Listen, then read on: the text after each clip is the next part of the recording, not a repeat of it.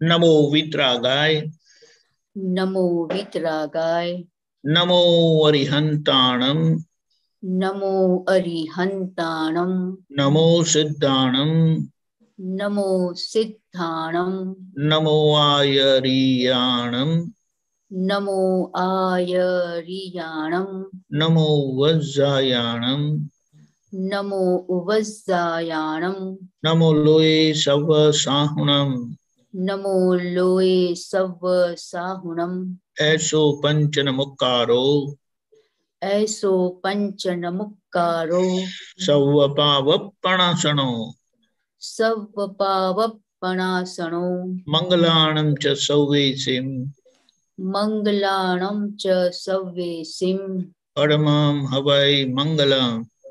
परमं हवै मङ्गलम्। ओम नमो भगवते वासुदेवाय। ओम नमो भगवते वासुदेवाय। ओम नमः शिवाय। ओम नमः शिवाय। जय सच्चिदानंद। जय सच्चिदानंद।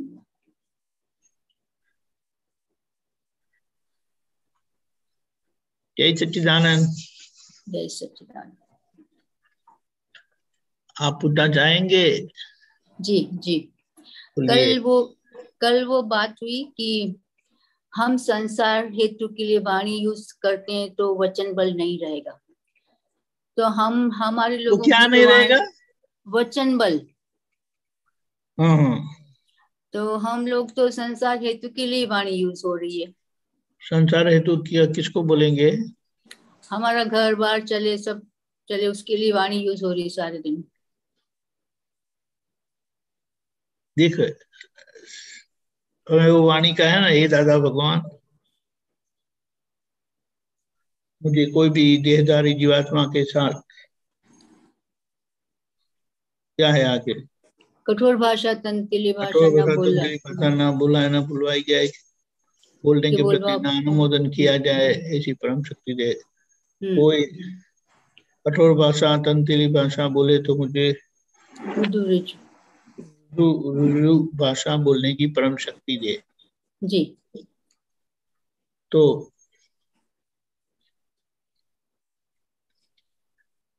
यहाँ जहाँ कठोर भाषा तंत्रिली भाषा है तो वहाँ वो सही नहीं है। पर है वाणी, हेतु। वाणी तो रिलेटिव है कि रियल है? वाणी रिलेटिव रियल है। रिलेटिव ही है ना। हम्म। ठीक है, वाणी तो रिलेटिव ही है, लेकिन वो वाणी हमारी कैसी निकलती है वो देखना है। यानी किसी को दुख होता है ऐसा निकलती है तो वचन बल कहाँ टूटता है कि जहां पर उसका हेतु क्या है। हाँ। यानी अगर उसका हेतु दिव्य है, छूटने के लिए वाणी है, तो वो पूरा बदल जाता है ना। अच्छा, ऐसे। पर वैसे मेरे को ऐसे समझ में आया कि हेतु मेरा संसार ठीक से चले या संसार सुखमय हो, इसके लिए मेरी वाणी निकलती है। ये आपको वो बोलते नहीं है, पहली कलम क्या बोलते हैं? स्याद्वाद वाणी स्याद्वाद वर्तन हाँ। धारण करने की परम शक्ति। उसका मतलब शक्ति क्या आप। होता है फिर? हम्म। वाणी का हेतु तो स्याद्वाद ही है ना। हाँ और जी। स्याद्वाद वाणी यानी जो ओनरशिप फ्री वाणी है, हम्म। वही वचन बल वाली वाणी है। वचन बल कहाँ टूटता है? किसी को दुख होता है तो वो टूटता है। अच्छा। ओके। फिर उसके मालिक होते हैं तो टूटते हैं। हम्म। वो वाणी के लिए तो कितना बोला है, जी। सत्य हित मित प्रीत वाली। प्रिय। हाँ, फिर संजोग अनुसार वाणी होनी चाहिए। यानी जैसा संजोग है वैसा, वो कुछ कोई भी बात कोई किधर भी आप नहीं बोल सकते, वो क्योंकि ठीक है। जो सामने वाले को ऐसा है। जी ठीक है। तो ऐसे ऐसे वचन बल का मतलब क्या है कि जो हमें मुक्त करवाता है। आप भी मुक्त होंगे और सामने वाले को भी आप मुक्त करेंगे। जी। और जो अहंकार युक्त वाणी नहीं है, हम्म। मुझे कहना है करके नहीं, लेकिन संजोग ऐसा है, हम्म।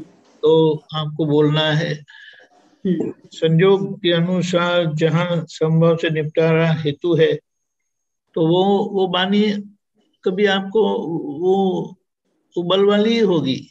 लेकिन आज सब ऐसा ही है, सब हमारे सब क्या बोलेंगे, हेतु जो है वो ऐसा होता है। इसलिए इसके लिए हम प्रतिक्रमण रखते हैं ना। जी, कहीं ना कहीं किसी को दुख हो ही जाता है। हाँ, किसी को सुनाने के लिए बोलते हैं, कहने के लिए बोलते हैं, तो वहां ये टूटता है ना, सिद्धांत टूटता है। हाँ, ऐसा है। जी, ओके। ये वाणी तो हमारा उपयोग का प्रमाण देती है ना, हमारा मुक्ति का प्रमाण देती है। जैसे बताया ना, ज्ञानी पुरुष को पहचानने की कैसे, तो उनकी शांत वाणी है, वाणी, अहंकार बगैर की वाणी है, वाणी वाणी है, सामने वाले का आवरण तोड़े ऐसी वाणी है, ऐसी वाणी, शुद्धात्मा को स्पर्श होती हुई वो वाणी है। वाणी, शुद्धात्मा को स्पर्श यानी संपूर्ण उपयोग में है वाणी है। जी जी जी। जो बोले वो उनको पूरी जागृति के साथ वाणी निकलती है, तो उसे वो पूरा वो होता है। लेकिन we are in the process, हम प्रोसेस में हैं। वो धीमे धीमे हमारा उसी तरफ जा रहा है, और हमें समझ में भी आता है, ख्याल में भी आता है कि हाँ ये गलत हो गया। लेकिन हम इतने जागृत और सतर्क नहीं है कि हम उसके पीछे तुरंत प्रतिगमन करते हैं। और प्रतिगमन का मतलब क्या होता है, वचन निकलने के तुरंत ही आपका करेक्शन होगा, निकल जाएगा और पीछे पीछे करेक्शन होगा। यानी संयोग खत्म होने के पहले ही उसका समाधान कर लेंगे। यानी बोलने के बाद मैंने कल ऐसा कहा था इसलिए मैं आज क्षमा मांगता हूँ, ऐसा नहीं, सॉरी ये ऐसा नहीं बोलना चाहिए मुझे, ये गलत है करके धीमे धीमे we are in that process. लेकिन हम ऐसा है ना, शुद्धात्मा की लाइट तो चल ही रही है, ऐसा नहीं है कि वो नहीं चलती है जी। लेकिन हमने कहाँ फोकस किया है वो दिख रहा है हमें, और उसके ऊपर बोले जागृत रहना है। वेयर इज योर फोकस जी। तो वो फोकस हम करते हैं निश्चय करके, इसीलिए जागृति को उस तरफ हम वो फोकस रखते हैं कि जब वाणी का व्यवहार आता है तो बिल्कुल अलर्ट हो जाते हैं। ठीक है, आप अपने कम्युनिटी के रोड पर है, आप जहाँ आपके अंदर जहाँ रहते हैं वहां रोड पर है, तो आप इतने सतर्क नहीं होते, आप बहुत कैजुअल होते हैं, बहुत सामान्य होते हैं। लेकिन आप ये भी समझो रास्ते पर गए, बाहर रास्ते पर गए, तो आपकी सतर्कता बढ़ नहीं जाती है, एकदम बढ़ जाएगी। और फिर अगर आप ड्राइव करते हैं और हाईवे पर है कि जहाँ 90, 100, 102, 10, 120, 125, 140 वाली स्पीड वाली गाड़ी जाती रहती है, तो वहां तो और भी सतर्क हो जाएंगे जी। ऐसा है जी जी जी। तो धीमे धीमे हमें यह जागृति उस तरफ बढ़ रही है, हमारी हो रही है। और बोले ना, इतना हमारा फोकस बढ़ता जाता है।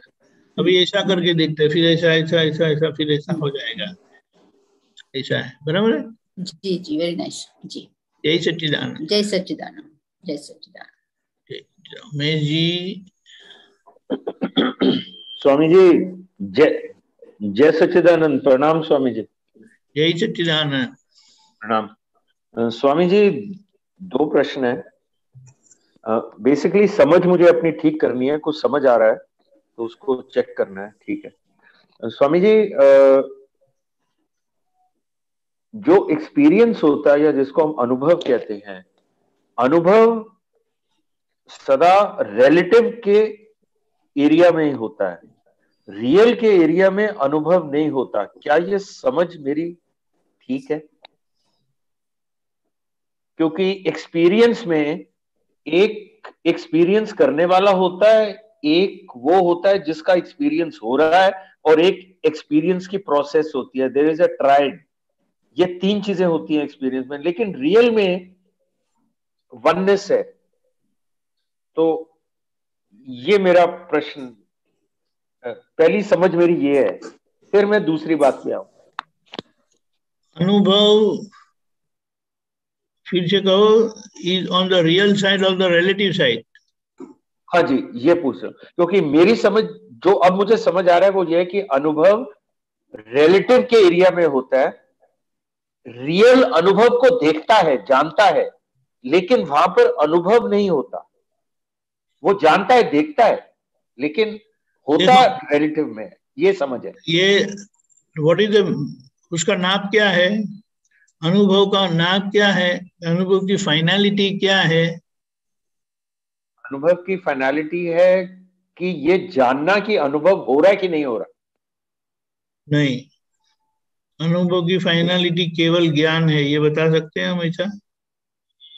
आप थोड़ा क्योंकि ये बड़ी गहन बात आप बोल रहे हैं, थोड़ा एग्जाम्पल देके समझाएंगे तो मुझे समझ आएगा।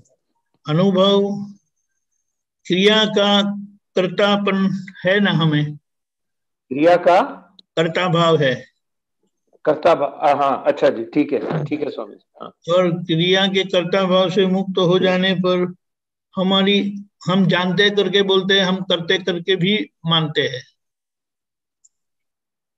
ये दोनों मिक्स नहीं है अभी?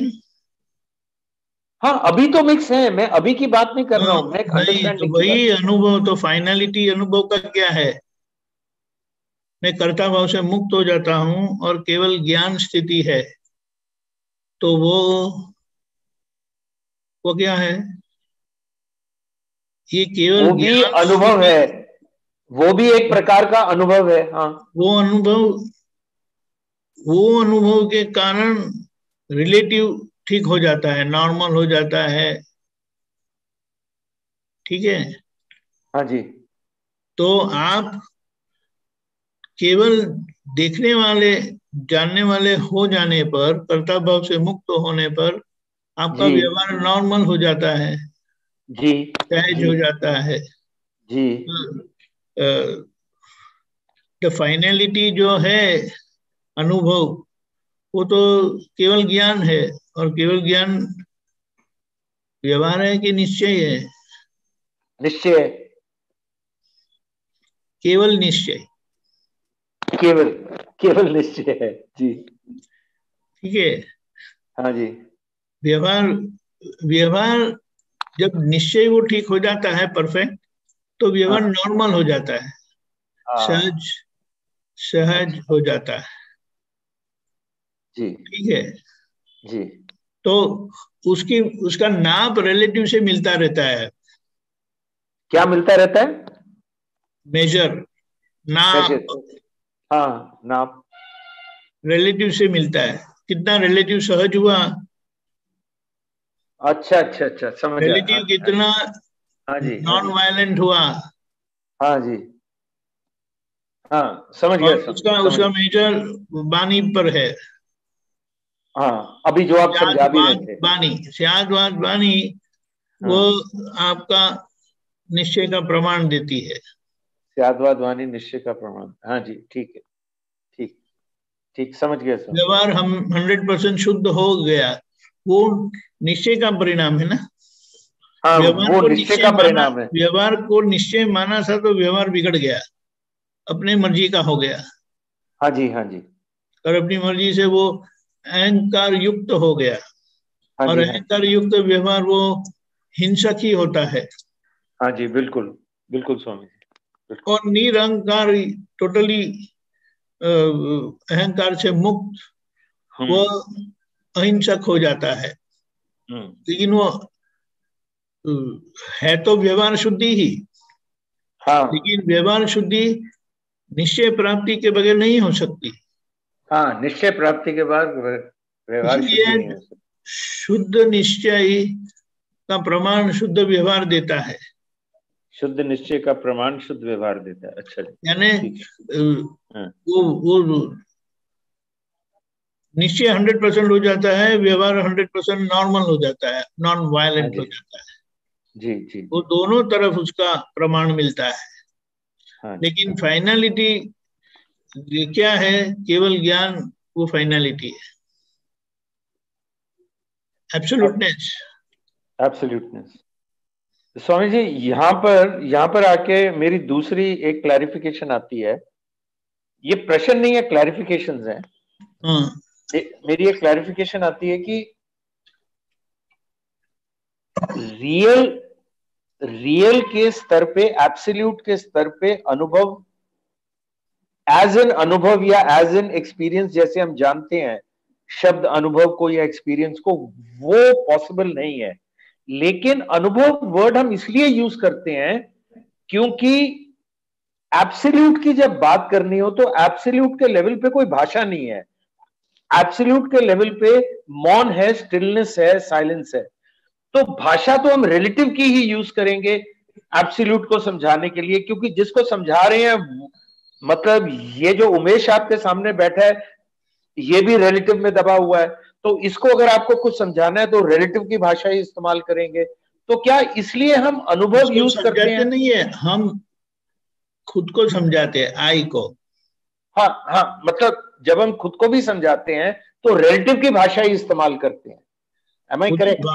भाषा तो रिलेटिव ही है। हाँ, तो ठीक है, ये भाषा कभी रियल होती ही नहीं है। हाँ, नहीं हो सकती। मैं यही बात कर रहा था। It is not possible. लेकिन जो व्यवहार बिगड़ा है वो व्यवहार ठीक होने पर जी व्यवहार नॉर्मल हो जाता है। हाँ, व्यवहार। तो ये दोनों मेरी जो समझ है ये ठीक है ना? दोनों जाने कौन सी समझ? पहली तो ये कि रिलेटिव के बेसिस पर एक्सपीरियंस या अनुभव रिलेटिव में ही होता है। देखो रियल में अनुभव का नाम क्या है? असंगता। असंगता। Separateness, total separateness. कैसे स्वामी जी? असंगता एक को दाखला देकर रिलेटिव से कोई नो मेडलिंग, इंटरफियरेंस बंद हो गया टोटली। असंगत, रियल और पूरा टोटली इंडिपेंडेंट हो गया। रिलेटिव से रियल टोटली इंडिपेंडेंट हो गया। हाँ, यानी बीच वाली स्थिति रही नहीं। बीच वाली स्थिति, जीरो ईगो। हाँ, जीरो ईगो। Okay okay. हाँ, तो खुद को मैं सेपरेट हूं करके अनुभव होता है। तो इस अनुभव में शायद अब मेरे को ठीक शब्द मिले हैं, तो इस अनुभव में ट्रिप्लिकेट नहीं होता। There is oneness in this अनुभव। Am I correct? दिस अनुभव is little feeling of oneness, ये कह सकते हैं।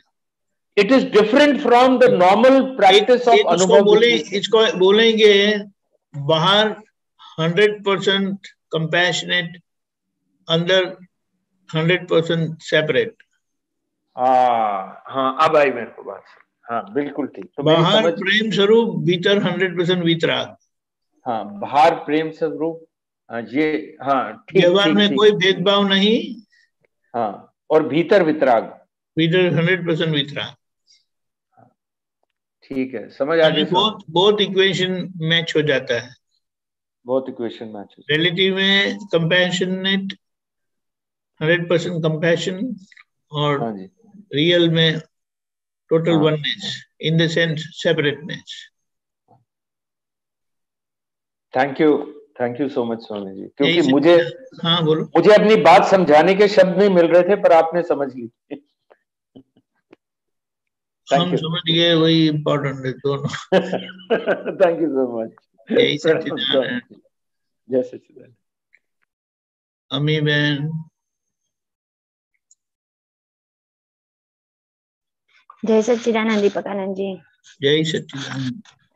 दीपकानंद जी, ये बताइए, जो आपने बहुत पहले सत्संग में बताया था ये कि व्यवस्थित शक्ति अकर्ता स्वरूप है, लेकिन कर्ता है, अकर्ता भी है और वो कर्ता स्वरूप भी है, ये भी समझाइए। और दूसरा भी बोल देते हैं, क्या बताया? व्यवस्थित शक्ति अकर्ता करता है, ऐसा यानी वो अपनी मर्जी से नहीं करती है। तो हमको प्रैक्टिकल एग्जाम्पल दीजिए ना, कैसे समझना तब। उसका मतलब क्या है व्यवस्थित शक्ति का मतलब? जो चार जुआ है ना, वह डिस्चार्ज होता है। चार्ज होते वक्त हम होते हैं, अहंकार होता है, भ्रांति होती है। लेकिन जब डिस्चार्ज होता है तो वो नेचुरल प्रोसेस में आ जाता है। यानी आज हम कुछ भी देखे, जो होता है परिणाम स्वरूप जो है वो प्रकृति है। उसे प्रकृति कहते हैं। प्रकृति यानी विशेष भाव से कृति की क्रिया की गए का परिणाम है। और आज क्योंकि वो परिणाम स्वरूप है, उनका कोई कर्ता नहीं है, वो बस होता है। क्रिया हो चुकी है, कारण स्वरूप क्रिया हो चुकी है, वहां वह अकुदरती है, अननेचुरल है। और जिसके कारण फिर वो कुदरत में आ जाती, जो भी है। आप समझे? इसीलिए व्यवस्थित शक्ति अपनी मर्जी से नहीं करती। जो हमें दिखाई देता है, जो होता है, उसके पीछे आगे का अज्ञान है, आगे का कर्ता भाव है। यानी आज वो करती है प्रोजेक्टेड कारण के कारण, उसके परिणाम। करेक्ट। अगर वो कर्ता भाव से प्रोजेक्ट नहीं किया गया होता तो वो नहीं होता है। इसीलिए कहा कि कारण स्वरूप है तो कार्य में आएगा, कारण स्वरूप नहीं है तो कार्य में नहीं आएगा। कोई शक्ति उसको कर नहीं सकती। करेक्ट। जो कुछ भी होता है उसे आज समझ लेना है, लेकिन वो हमारा ज्ञान है आज। का मतलब यह है कि अम्मी बहन के साथ जो कुछ भी होता है तो वह आगे का जो कारण सर्जन हुआ था, तो विसर्जन है आज केवल सभी क्रियाएं विसर्जन क्रिया है कुदरत की। बराबर। लेकिन विसर्जन क्रिया के पीछे सर्जन हो ही जाता है अज्ञानता के कारण।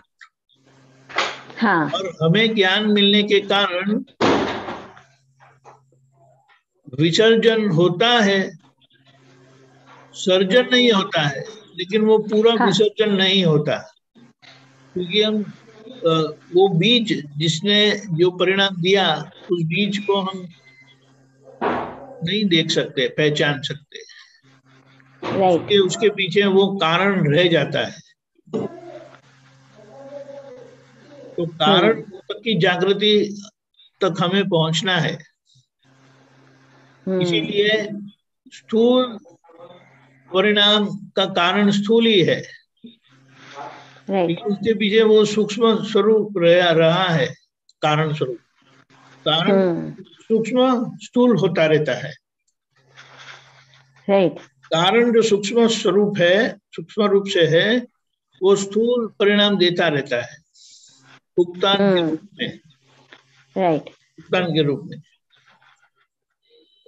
और जैसे वो परिणाम का परिणाम होता है, परिणाम का परिणाम होता है, तो उस परिणाम को हम प्रतिक्रमण से वो स्थूल से मुक्ति पाने के बाद वो स्थूल में आने का बंद होगा, फिर सूक्ष्म में आने का बंद होगा, सूक्ष्म का वो होगा, सूक्ष्म का और सूक्ष्मतम, इस तरह से।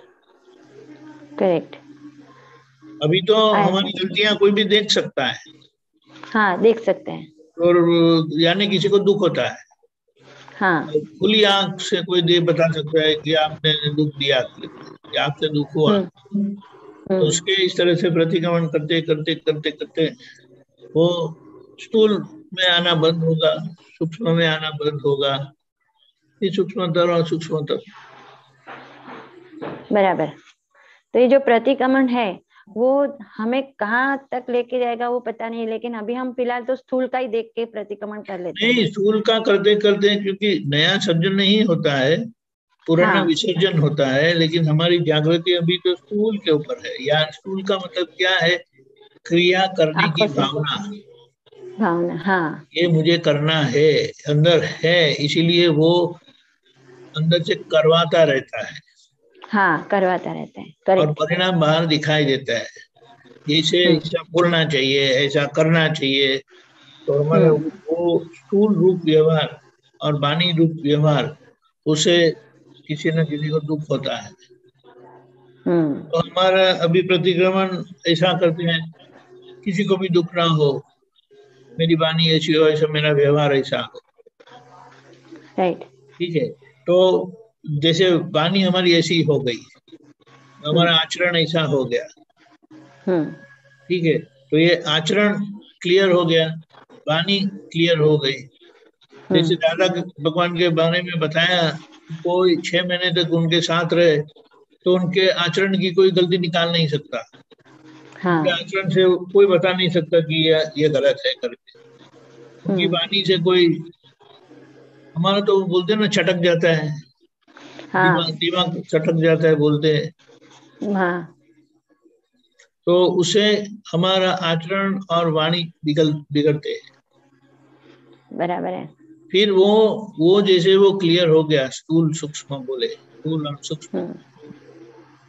वैसे तो वो पानी के संजोग वो स्थूल सूक्ष्म है, तो वो दोनों खत्म हो गए तो फिर अंदर का ही रहता है फिर। लेकिन वो क्या है कि हमें पता है कि ये निर्दोष है, व्यवस्थित है।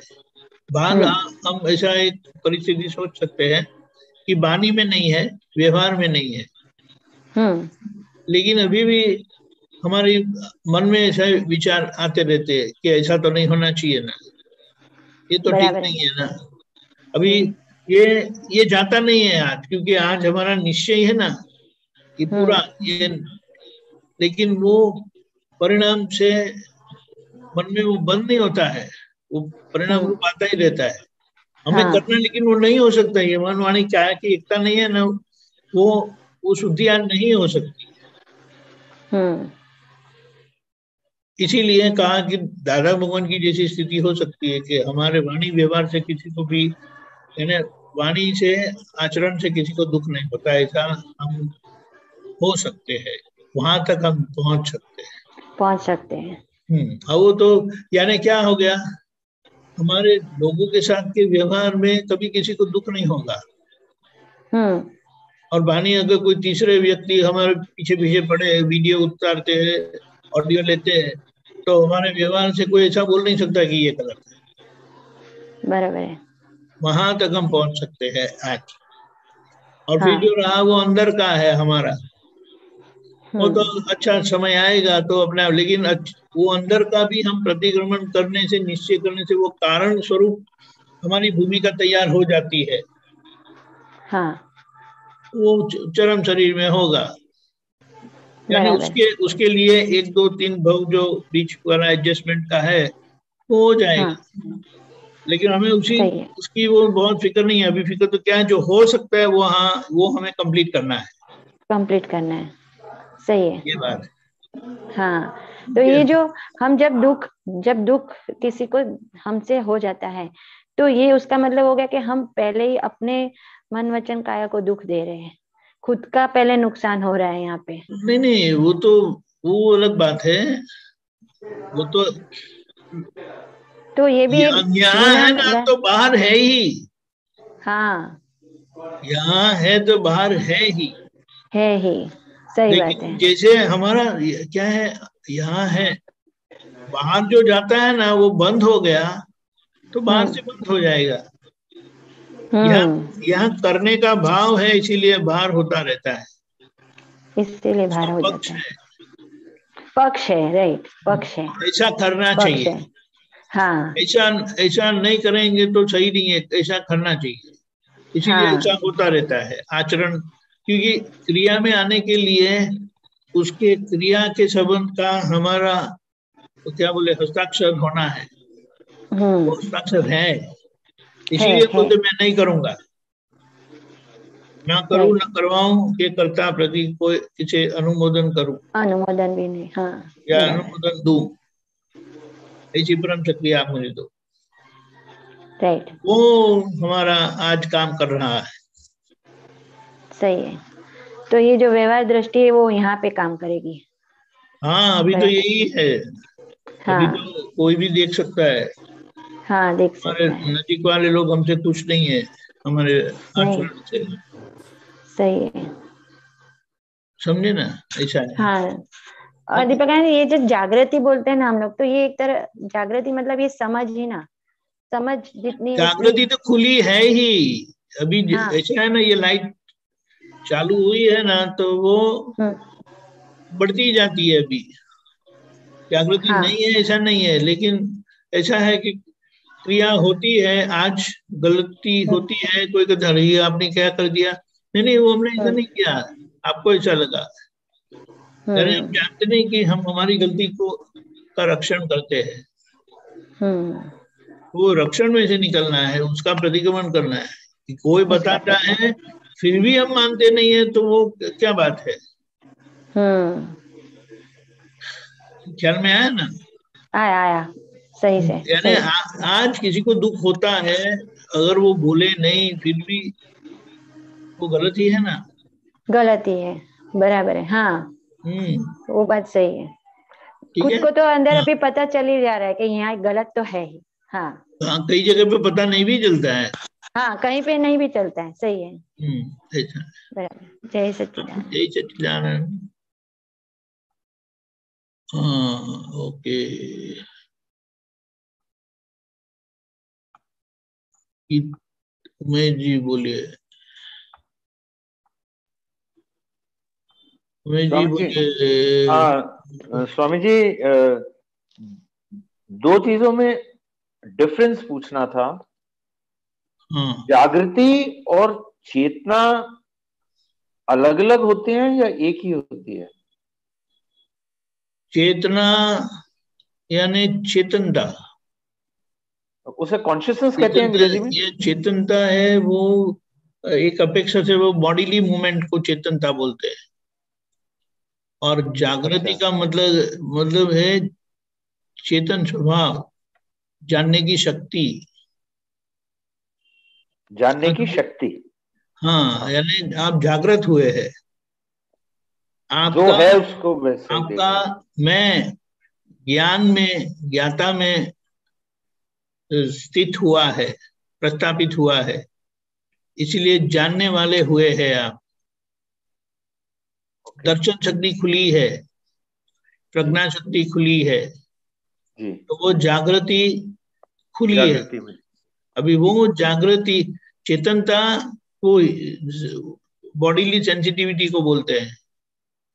चेतनता बॉडीली। अच्छा, तो कॉन्शियसनेस क्या होता है स्वामी जी? चेतन जो है ना, चेतन वो कॉन्शियस, वो चेतन को रिलेट करता है। कॉन्शियसनेस चेतन को कहते हैं। हाँ, चेतन यानी जिसमें जानने की शक्ति है। तो फिर कॉन्शियसनेस और जागृति में अंतर बताइए ना। नहीं, जागृति वही कॉन्शियसनेस है। जागृति ही कॉन्शियसनेस है। हाँ। अच्छा, ठीक। एक अलर्टनेस अंदर खुली हुई है, नोइंग पावर ओपन हुआ है दर्शन के स्वरूप में। जी जी जी। यानी उससे क्या होता है, वो दर्शन शक्ति हमें प्रज्ञा स्वरूप से वो सतर्क करती रहती है, अलर्ट करती रहती है, ये गलत हुआ, ये सही नहीं है। तो स्वामी जी, जो मुझे समझ आया मैं उसको रिपीट कर रहा हूं कि जागृति और कॉन्शियसनेस एक ही बात है। और मैं समझ गया आप जागृति किसको बोल रहे हैं, कॉन्शियसनेस किसको बोल रहे हैं। तो अब यहां पर एक छोटी सी और क्लैरिफिकेशन है कि क्या कॉन्शियसनेस या जागृति ऑन वन साइड और परम सत्य में कोई अंतर है? सत्य का मतलब क्या है? ट्रूथ जिसको हम एब्सोल्यूट ट्रूथ, जो चेतन स्वरूप आत्मा है ना, उसकी बात करते हैं। लेकिन वो चेतन स्वरूप आत्मा पैसिवली एक्टिव है, उनकी कोई एक्टिविटी नहीं है, वो तो बस है। हमारे अंदर शुद्धात्मा है, वो एक्टिवली कुछ काम नहीं करते। एक्टिवली कुछ काम नहीं, वो तो प्रकाश है, जैसे सूर्य नारायण है। सूर्य नारायण कुछ करते नहीं है, उनकी उपस्थिति में सब कुछ होता रहता है।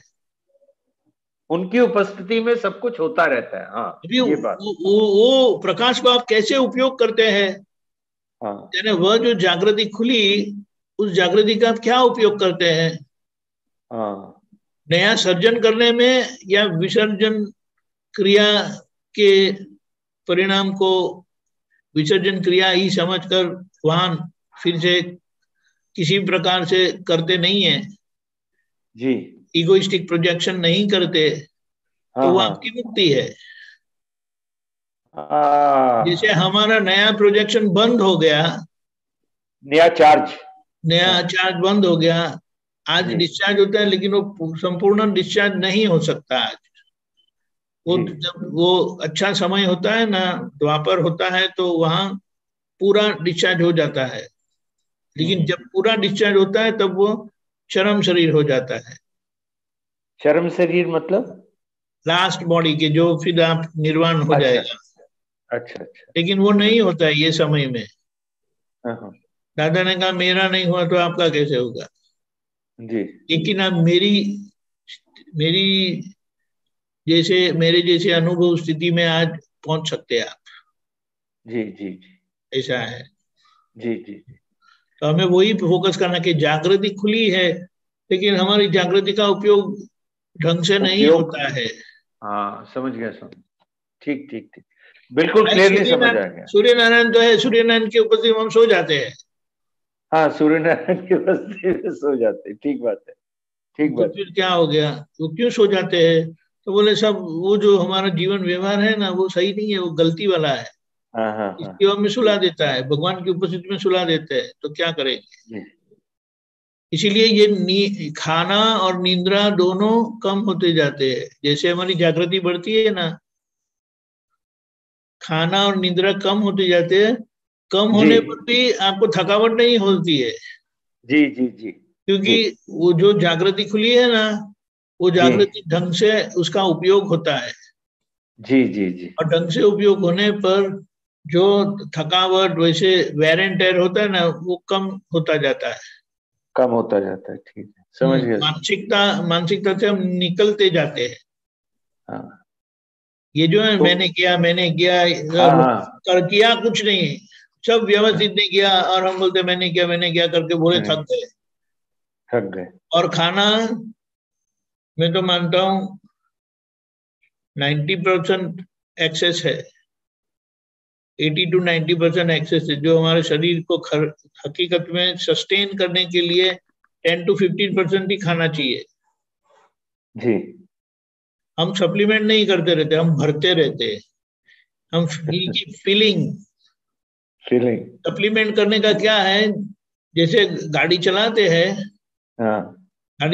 हैं, तो हम तो बढ़ते रहते हैं ना, ऐसा नहीं है। हम वो ओवर होता है, इसीलिए बॉडी को बहुत बर्डन हो जाता है, और बॉडी को बर्डन होने पर बाहर की शटर डाउन हो जाते हैं कि मुझे अभी अंदर काम करने दो, बाहर का बंद होगा तो मैं अंदर काम कर सकूंगा। आप तुझे समझ गया स्वामी। जय सच्चिदानंद। यही सच्चिदानंद।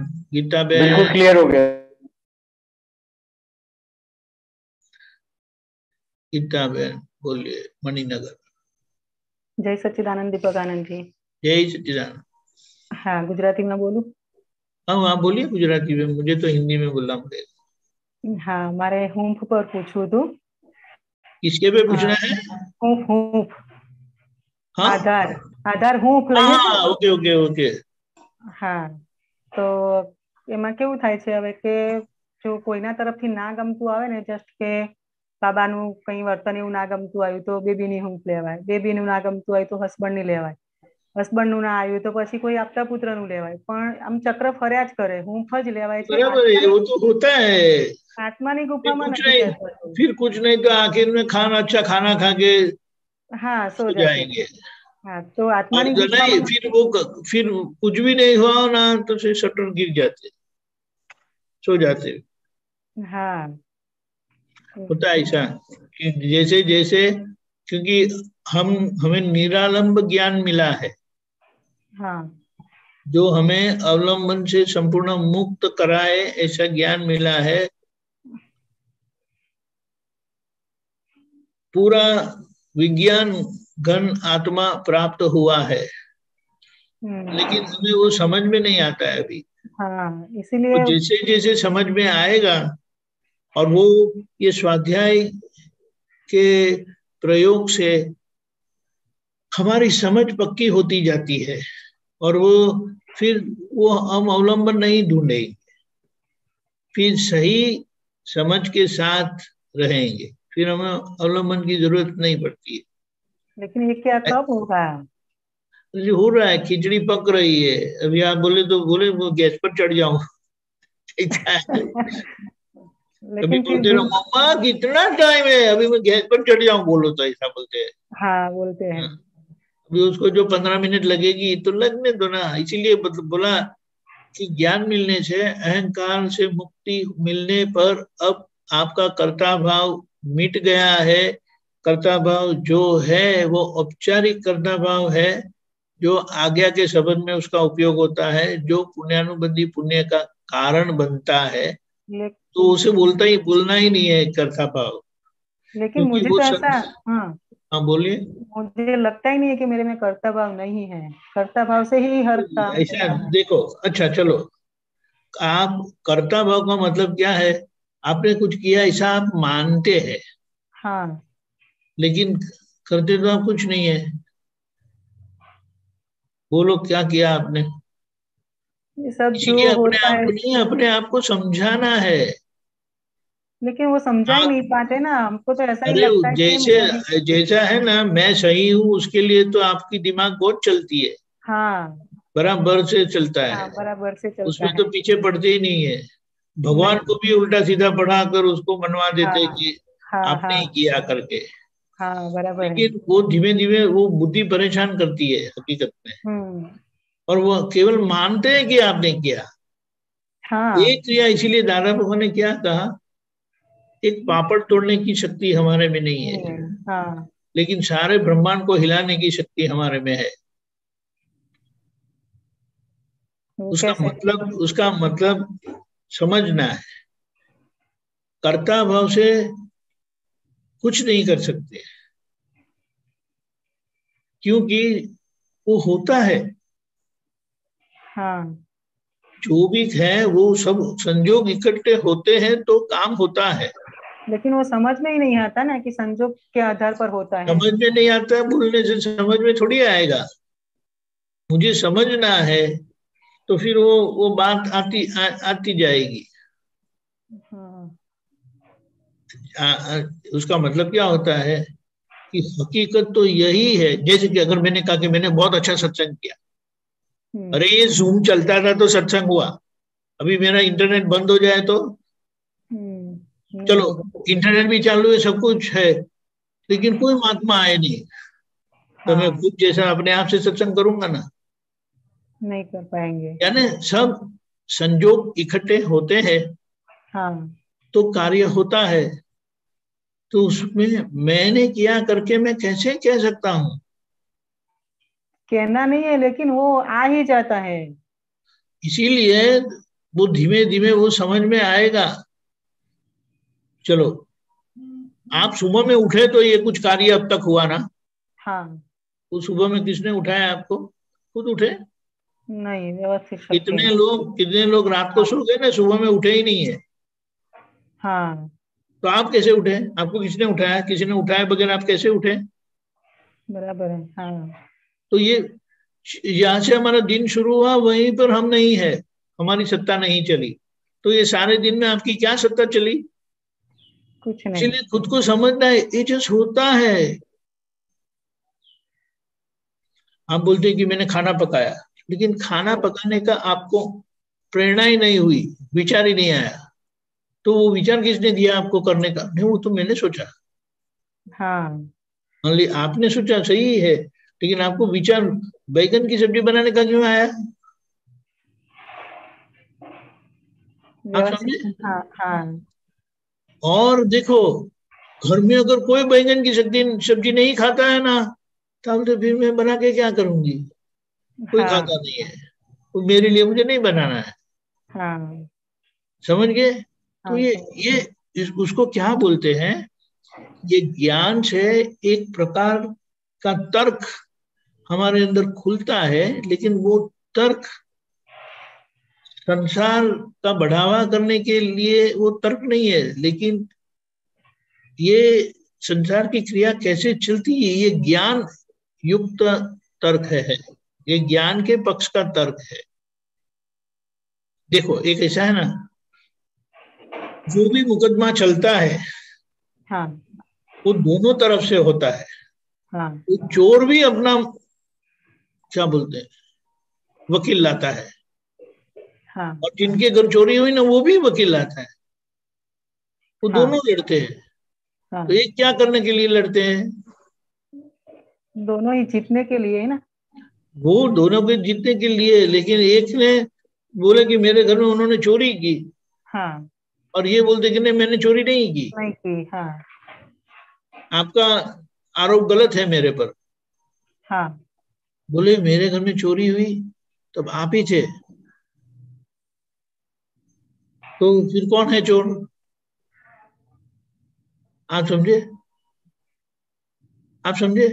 नहीं। संयोगिक पुरावा बताता है कि आप ही थे, मेरे घर में हाँ चोरी हुई तब आप ही थे, हाँ हाँ हाँ हाँ और मेरी चीज गई। हाँ फिर आप समझे? फिर बोले नहीं, फिर आपको जैसे अगर आपने हकीकत में चोरी नहीं की है, लेकिन संयोगिक पुरावा से आप वहां है, हाँ इसीलिए यह साबित होता है कि और वहां कोई नहीं था, इसीलिए आपने ही चोरी की। हाँ समझिए? तो हाँ जैसे जैसे आपकी उपस्थिति आपका दोष साबित नहीं करता है, हाँ केवल केवल आपकी उपस्थिति ये बहुत बड़ा एविडेंस है, बहुत बड़ा पुरावा है कि हाँ जब चोरी हुई तब आप वहां थे, इसीलिए आपने ही चोरी की। बराबर है। आप गलत बोलते हैं ऐसा करके आरोप आएगा। फिर अगर उसमें से कुछ ऐसी बात आ जाती है हाँ कि कुछ और पुरावा थे जो आपके आने से पहले हो चुका था, हाँ लेकिन जब चोरी पकड़ी गई तब आप वहां हाजिर थे, बराबर। इसीलिए वो लोग टाइम देखते हैं, आप कब आए, चोरी कब हुई, मैंने कभी मुझे कभी पता चला। आप समझे? तो इस तरह से वो जब उसका पूरा समाधान करते हैं तो साबित हो जाता है कि नहीं आपके घर में चोरी हुई, तब आप मेरे घर पर पाए गए, लेकिन आपने चोरी नहीं की, क्योंकि ये पुरावा से साबित होता है कि आपने चोरी नहीं की। आप समझे? हाँ उसी तरह से ये ये ज्ञान से हम ये साबित धीमे धीमे प्रज्ञा शक्ति हमें करवाती है कि ये क्रिया का कर्ता हम नहीं है। हाँ आप समझे? हाँ तो ये पूरा अभी हमें बुद्धि से भी अलग लगता है। अभी बुद्धि हमें बताती रहती है कि मैंने नहीं किया तो किसने किया, मेरे बगैर हो ही नहीं सकता है। हाँ क्योंकि हाँ कुछ पुरावा को लक्ष्य में रखकर हम तर्क करते हैं कि ये मैंने किया। हाँ इसीलिए दादा बाबा ने क्या कहा, संयोगिक पुरावा से आपकी बात सही है, लेकिन वैज्ञानिक संयोगिक पुरावा वो पूर्ण जवाब है। हाँ यानी जो संयोग आज दिखाई नहीं देते, लेकिन वैज्ञानिक स्वरूप से, यानी अरूपी अरूपी नहीं बोलते, जो दिखाई नहीं देते ऐसे संयोग भी है जो काम करते हैं। हाँ बराबर है। जो जिनका पुरावा दिखाई नहीं देता, लेकिन वो क्या बोलते हैं पर्दे के पीछे से काम करके हमारे पर्दे के आगे के जीवन को प्रभावित करता है। तो वो जब हमें पता चलता है, जैसे कि महावीर भगवान साधना में बैठे थे, ओ ग्वाला आया और बताया कि मेरे बैल ध्यान रखना। अभी भगवान ने तो कहा भी नहीं कि मैं आपके बैल का ध्यान रखूंगा, उन्होंने अपने आप बोल दिया और चले गए। हाँ, यानी इसको बोलते ना, कोई MOU नहीं हुआ, मेमोरम ऑफ अंडरस्टैंडिंग नहीं हुई कि मैं आपको बैल देता हूँ, आप ध्यान रखेंगे करके। हाँ, भगवान ने कहा भी नहीं, हाँ, उन्होंने अपने आप से कहा और चले गए। और थोड़ी देर के बाद आते हैं तो बैल दिखाई नहीं देते, बोले कहाँ है? भगवान तो तभी भी ध्यान में थे, अभी भी ध्यान में ही है। लेकिन वो क्या बोलते हैं कि मैंने कहा कि आप मेरे बैल का ध्यान रखना, हाँ, और अभी बैल दिखाई नहीं देते हैं, यानी आप ही ने लिए है। कईयों की कुरामा क्या बताता है कि बैल देके गए, तब आप थे, अब वापस में आया, आप है, बैल नहीं है, यानी आपने ही बैल को लिया। और वो बोलते नहीं है ऊपर से, ये क्या ढंग है? और गुस्से में आके जो वो नजदीक में वो सब पर होते ना, जो शार्प वो खास होता है, तो उसको कान में डाल दिया, सुनाई नहीं देता है करके। लेकिन जैसे वो कान में डाला तो उनको वो संजोग, कारण स्वरूप, परिणाम स्वरूप तो ये परिस्थिति हुई। लेकिन उसका मूल कारण क्या दिखाई दिया कि ये भुगतान में से गुजरना था, इसीलिए ये बाहरी तौर पर यह संजोग इकट्ठा हुआ। कि वो ग्वाला आता है, बैल को बोलता है कि मैं मेरे बैल छोड़ जाता हूं, आप देखना, मान ना मान मैं तेरा मेहमान करके जैसा बात हो गई ना, आप ध्यान रखना। और आके बोलते मेरा बैल कहाँ गए?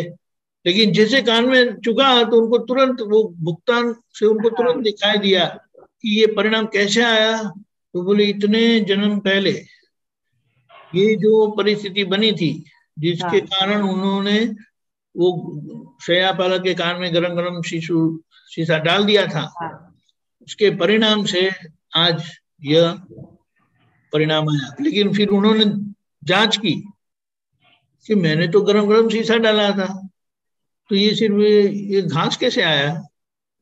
कुछ तो हुआ होगा ना बीच में, बदल कैसे गया? तो फिर देखा कि वो गरम गरम शीशा डालने से बाद वो जो मर गया, फिर उनको थोड़ा पछतावा हुआ कि अरे इसके लिए ये तो नहीं करना चाहिए था। लेकिन क्रिया हो गई, क्रिया हो गई तो उसका परिणाम आया।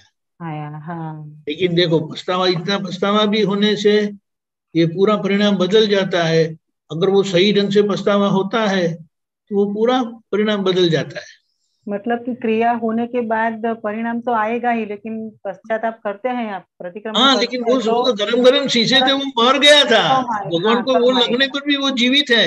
मतलब हल्का कर्म हो जाएगा। यस, प्रतिक्रमण का मतलब क्या है? देखिए उसका मतलब क्या, अज्ञान से बांधा वो पहाड़ जैसा बनता है, क्योंकि अज्ञान की भूमिका बहुत गहरी होती है। अभी जब वो पहाड़ जैसा पत्थर आपके ऊपर पड़ेगा, आपके ऊपर गिरेगा, तो आपकी क्या हालत होगी? आपका कोई निश्चय काम नहीं करेगा, आप गिर जाएंगे। अभी गिर गए तो आपको ज्ञान है, अभी आपको पता चला कि ये नहीं, मेरी गलती से ही हुआ है, ये पहाड़ ऐसे ही गिरा नहीं, वो तो गिरने ही वाला था, लेकिन मैं कैसे बीच में आ गया? तो आपने प्रतिक्रमण किया। अभी वो पहाड़ जैसा जो अज्ञान है ना, अगर अज्ञान सवार है तो वो जिनके निमित्त से वो पहाड़ गिरता है ना, वो दोषी ठहराता है। यानी जो कुदरती रचना हुई, जो आगे की गलती के कारण ये भुगतान आया, तो उन्होंने कर्ता माना, और कर्ता मानने से वो वैसे पहाड़ ही है, वो हिमालय जैसा हो गया, और भी बड़ा पहाड़ होके आगे गया कर्म का, क्योंकि उन्होंने कर्ता माना।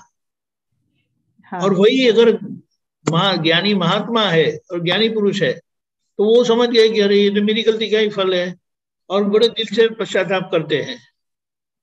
अभी ये पश्चाताप करने से, शुद्धात्मा दृष्टि के साथ पश्चाताप, वो पहाड़ है ना, कंकर हो जाता है। इतना फर्क हो जाता है, ये मजाक नहीं है, ये हकीकत है। प्रतिक्रमण में इतना बल है कि पहाड़ कंकर हो जाता है। अभी कंकर है तो कंकर से तो क्या थोड़ा लगता है, थोड़ा खरोच आती है बस। जैसे उनको कान में लगा ना, वो एक खरोच जैसी है, वो उनके जैसे वो शीशा डाला था गरम गरम और मर गया, ऐसा नहीं होगा। समझ गए? समझ गए।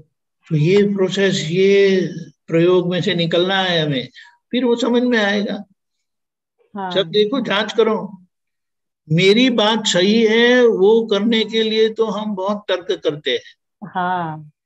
उसके लिए तो मर मिटते हैं, बोलते हैं ना।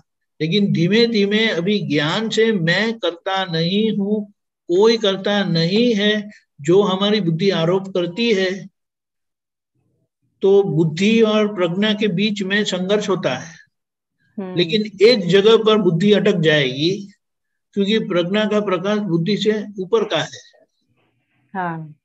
लेकिन वह वकालत हमें अपने प्राइवेट रूम में करनी है, जब कोई नहीं होता है ना, तब बैठना है कि क्या हुआ, मैंने प्रफुल्ल भाई को दोषित क्यों माना, उन्होंने ऐसा किया, उन्होंने वैसा किया, अरे उन्होंने जो भी, चलो उन्होंने गलती की, लेकिन मुझे क्यों दुख हुआ? हाँ। कोई गलती करे और मुझे दुख हो, ये सिद्धांत के विरुद्ध है। हाँ। ये सिद्धांत के विरुद्ध है। तो फिर उन्होंने क्यों किया? उनको प्रेरणा किसने दी? उन्होंने उनको प्रेरणा तो व्यवस्थित शक्ति ने दी, लेकिन व्यवस्थित शक्ति ने उनको प्रेरणा मुझे परेशान करने के लिए क्यों दी? हाँ वो तो है, वो उर्वा को भी दे सकते थे परेशान करने को, वो व्यवस्थित शक्ति किसी पड़ोस वाले को भी उनको परेशान करने, लेकिन आपको क्यों दी? हाँ। आपका टाइम आया। बराबर है। टाइम के आधार पर व्यवस्थित अलग नहीं है, हाँ। व्यवस्थित एक ही है। बराबर।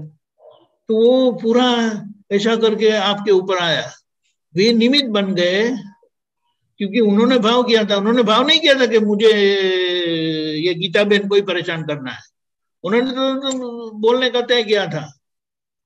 तो घर में हाँ समझी कि तो ये संजोग आ जाता है, और संजोग में आपको वो भुगतान आता है।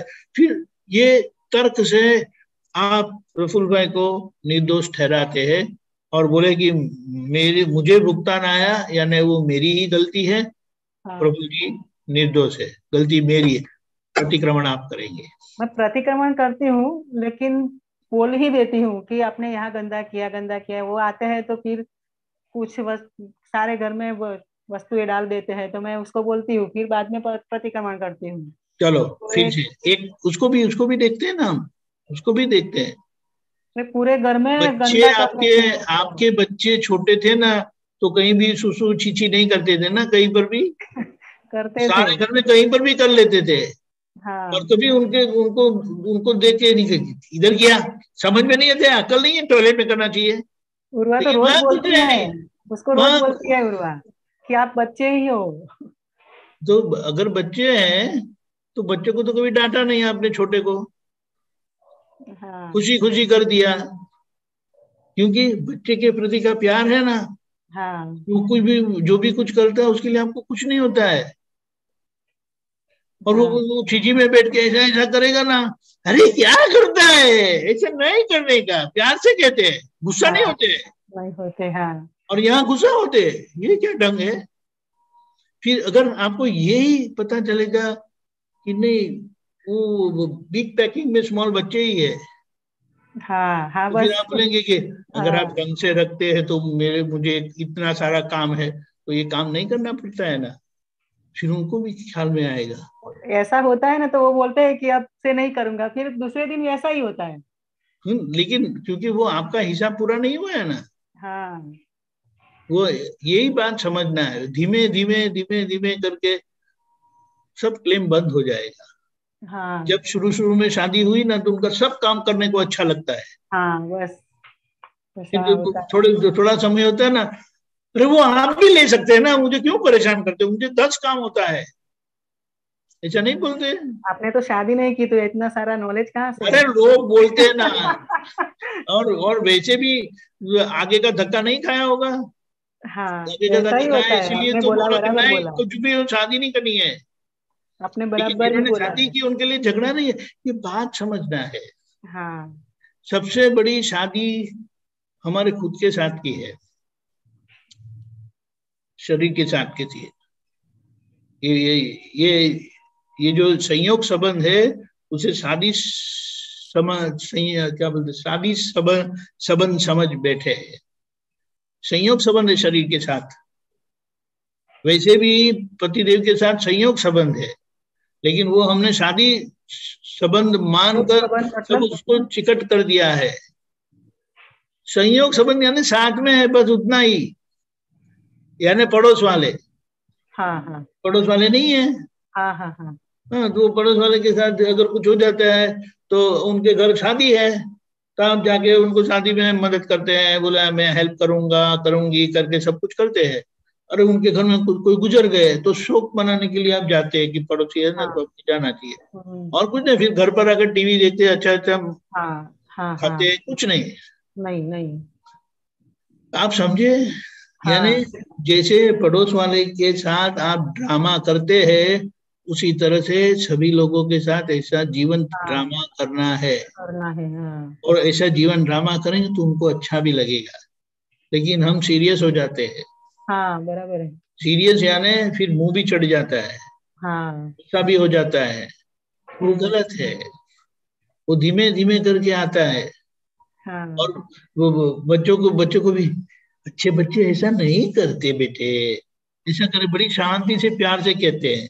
और यहाँ इतने बड़े हो गए, अकल नहीं है, ये नहीं, अगर बाहर नहीं कहते तो अंदर चलता है। हाँ बराबर चलता है। और हम बोलते हैं ये हमारे बेटर हाफ है, मैं उनकी अर्धांगिनी हूं करके बोलते हैं। उसका मतलब क्या होता है? सिर्फ बोलने के लिए है, आप समझे? लेकिन ये हमारे जीवन व्यवहार में ये सभी जो बताया है ना, वो ये मूल सिद्धांत है ना, संयोग संबंध है, इसीलिए वो सब व्यवहार आया है। लेकिन संयोग संबंध नहीं समझने पर, शादी संबंध समझने पर ये सब गड़बड़ हो जाती है। धीमे धीमे ये समझ में आएगा तो फिर वो अच्छा सा ड्रामा होगा। जैसे दादा भगवान के लिए वात्सल्य मूर्ति बताया, क्योंकि उस जीव मात्र के लिए उनका वात्सल्य संबंध बन गया था। लेकिन मम्मी को उनके बच्चों के साथ ही वात्सल्य संबंध है, दूसरे किसी के साथ नहीं। समझ गया? तो ये होता है बराबर। ये बोलना, ये ज्ञान की पढ़ाई करने की बाकी है, समझना बाकी है। ज्ञान मिल गया है। इसीलिए ये प्रोसेस अभी हमारा धीमे धीमे शुरू होता है। लेकिन क्या होता है मेरे साथ कि पहले की पर्सनालिटी मेरी बहुत स्ट्रांग थी, लेकिन अब मैंने मैं फिरा लिया है मेरे मन में। लेकिन अब कुछ भी करूँ ना तो लगभग सबको ही स्ट्रांग ही लगती हूँ, वो पहले वाली पर्सनालिटी जाती ही नहीं है। वो धीमे धीमे करके जाएगा, वो रातों रात तो जानती नहीं है ना। लेकिन आपने देख किया तो होगा।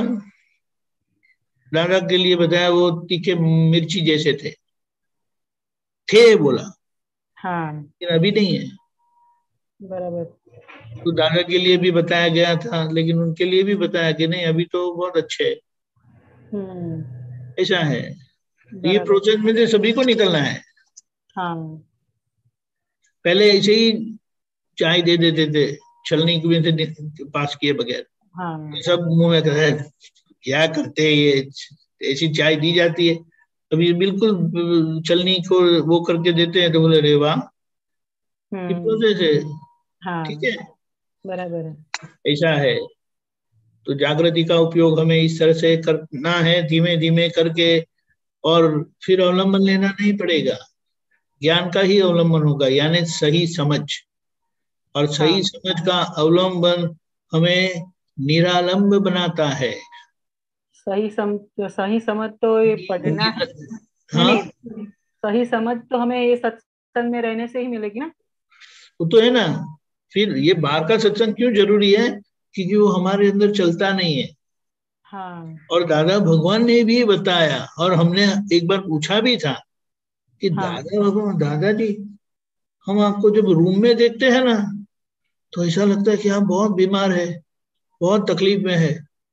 लेकिन अभी समझो आधे घंटे के बाद हमें बताया कि चलो आप बाहर बैठो, हम सत्संग में आते हैं।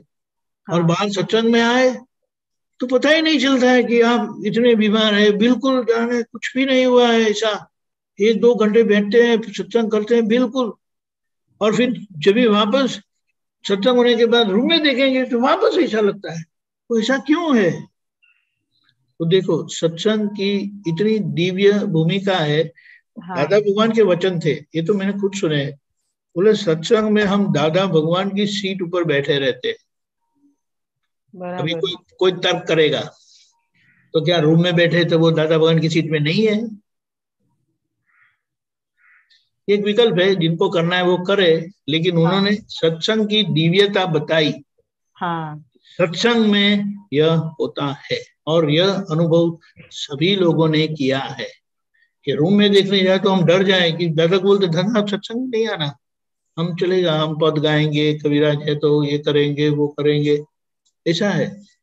हाँ। समझ गए अभी? हाँ समझ। ये बात है, तो सत्संग तो कभी भी छोड़ना ही नहीं है। हाँ बराबर है। मेरा तो ऐसा ही है कि बाहर जाती हूँ तो भी मन तो सत्संग में ही चलता है कि लेकिन ये धीमे धीमे ये करना कि ये सत्संग, बाहर का सत्संग चलते चलते आपका सत्संग अंदर चालू हो जाएगा और वही हमारी सबसे बड़ी जीत है।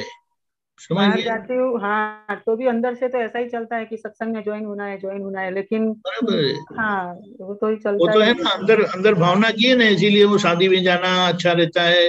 वो बोले 25 काउंटर है, 25 काउंटर में सब थोड़ा थोड़ा चख लेंगे, बोले अंदर से प्लान करके ही जाते हैं कि आज तो है ना ये आइटम तो खाएंगे ही खाएंगे। पिछली बार वो खाया था ना, वो बहुत अच्छा था। वो इस तरह से हमें करवाता है, लेकिन क्यों? क्योंकि अभी हम स्वाद को जानने वाले नहीं रहे, बराबर। हाँ। हम स्वाद के भुगतान करते हैं। वो धीमे धीमे भुगतान करने वाले को पहचानेंगे, भुगतने वाला भुगतता है, आप जानने वाले उनको अच्छी तरह से जानते हैं। तो ये सेपरेशन, ये अलगपन करने से स्वाद का जो रस लुब्धता है वो कम होते जाने पर उसकी मर्यादा अपने आप आ जाएगी। हाँ। जैसे यहाँ रस लुब्धता गई, वो आहार के जो ज्यादा खाया जाता है वो सब कम हो जाएगा।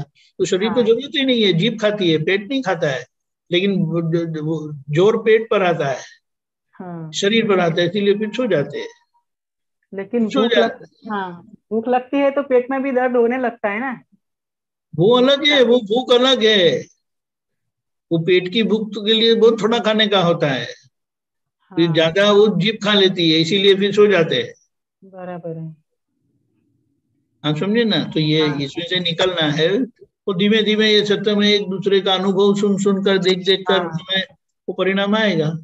बराबर है। अभी ये 2 साल में कुछ परिणाम नहीं आया आपके अंदर? आया है, बहुत आया, बहुत आया। बस, तो ये प्रोसेस है, ऐसा है। समझ गया? हाँ समझ गए। टाइम है और कोई है? नहीं, समय हो गया है, फिर करेंगे। हाँ हाँ हाँ ओके। नमो वितरागाय, नमो वितरागाय, नमो अरिहंताणम, नमो अरिहंताणम, नमो सिद्धाणम, नमो सिद्धाणम, नमो आयरियाणम, नमो आयरियाणम, नमो वज्जायाणम, नमो वज्जायाणम, नमो लोये सव्व साहुणम, नमो लोये सव्व साहुणम, ऐसो पंचनमुक्कारो, ऐसो पंचनमुक्कारो, सव्वपावप्पणासनो, सव्वपावप्पणासनो, मंगलाणं च सव्वेसिं, मंगलाणं च सव्वेसि, परमं हवै मंगलम्। परमं हवै मंगलम्। ओम नमो भगवते वासुदेवाय। ओम नमो भगवते वासुदेवाय। ओम नमः शिवाय। ओम नमः शिवाय। जय सच्चिदानंद, जय सच्चिदानंद, जय सच्चिदानंद।